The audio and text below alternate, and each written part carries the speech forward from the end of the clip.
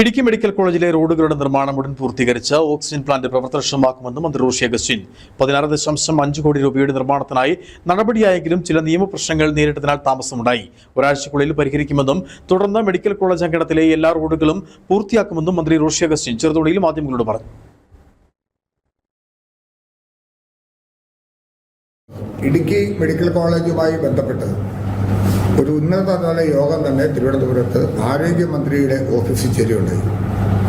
അതിൽ DMEയും അതോടൊപ്പം തന്നെ നമ്മുടെ ജില്ലാ കളക്ടർ, മറ്റ് ഒഫീഷ്യൽസ് ആ മീറ്റിങ്ങിൽ പങ്കെടുത്തു.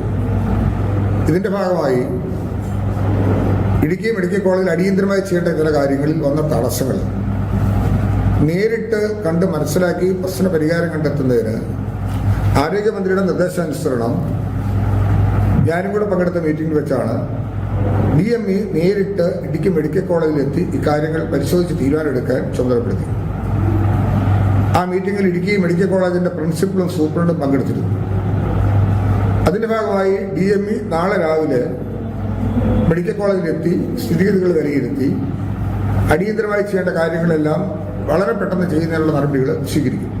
മെഡിക്കൽ കോളേജിലെ പ്രധാന വിഷയങ്ങൾ ചർച്ച ചെയ്യുവാൻ ആരോഗ്യ വിദ്യാഭ്യാസ വകുപ്പ് ഡയറക്ടർ നേരിട്ട് പ്രത്യേക യോഗം വിളിച്ചിട്ടുണ്ടെന്നും പ്രധാനപ്പെട്ട വിഷയങ്ങൾക്ക് ഉടൻ പരിഹാരമാകുമെന്നും മെഡിക്കൽ കോളേജ് വിദ്യാർത്ഥികൾ സൂചിപ്പിച്ച പ്രധാന വിഷയമായ ഓപ്പറേഷൻ തിയേറ്റർ പൂർത്തീകരിക്കുന്നതിനുള്ള നടപടിയും ഉടൻ ഉണ്ടാകുമെന്നും മന്ത്രി റോഷി അഗസ്റ്റിൻ വ്യക്തമാക്കി. ബിജു വൈശൻ പറമ്പിൽ, ഇടുക്കി വിഷൻ ന്യൂസ്, ഇടുക്കി.